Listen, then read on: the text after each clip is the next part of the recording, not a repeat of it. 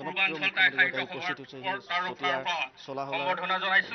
ইয়াৰ পাছতে আহোম জাতীয় মহাসভাৰ সভাপতি আৰু ডাঙৰীয়াই সম্বৰ্ধনা জনাব আৰু আমাৰ জাতীয় প্ৰতীক এখন হেং ডাঙৰে তেখেতক সম্বৰ্ধনা জনাবলৈ অনুৰোধ জনাইছো। দেখা পাইছে যে মুখ্যমন্ত্ৰী আহি বৰ্তমান আহি চতিয়াৰ চলাহলৰ যি বীৰাংগনা মৈদামত তেওঁ উপস্থিত হৈছেহি। ইয়াত স্থানীয় লোকসকলৰ সৈতে তেওঁ বাৰ্তালাপ কৰিছে, মৈদামৰ পৰিৱেশ তেওঁ প্ৰত্যক্ষ কৰিছে। আমি পোনে পোনে এই দৃশ্য দেখুৱাবলৈ অনুৰোধ কৰিছোঁ।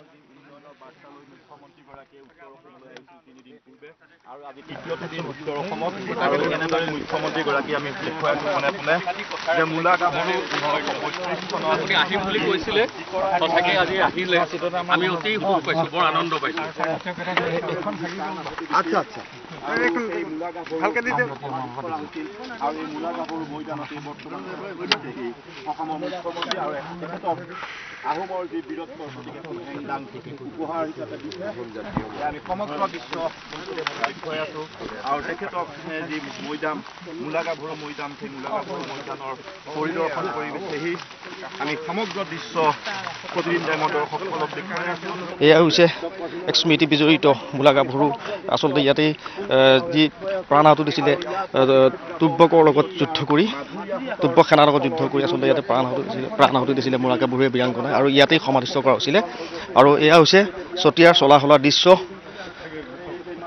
দূৰত আছে ডিকৰাই, সেই ডিকৰাইখনত পৰিছিল আৰু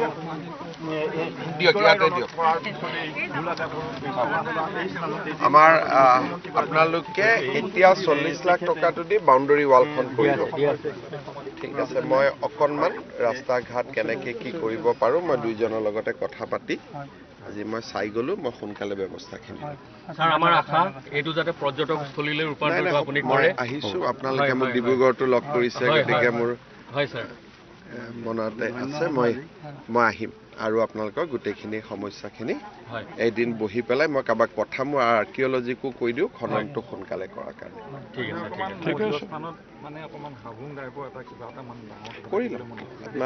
আপোনালোকে খালি যিখিনি মানুহে জানে তেওঁলোকৰ পৰা আপোনালোকে ড্ৰয়িং এখন বনাই লওক।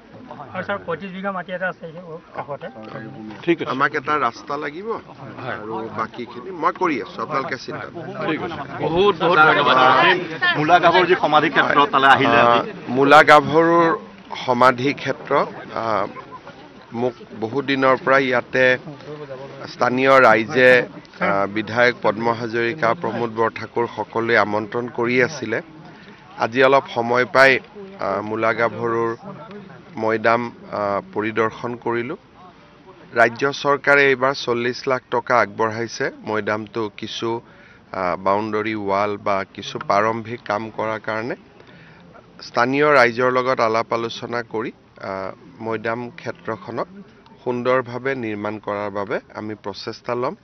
মূলা গাভৰু অসমৰ নাৰী সমাজৰ শৌৰ্য বীৰ্যৰ প্ৰতীক।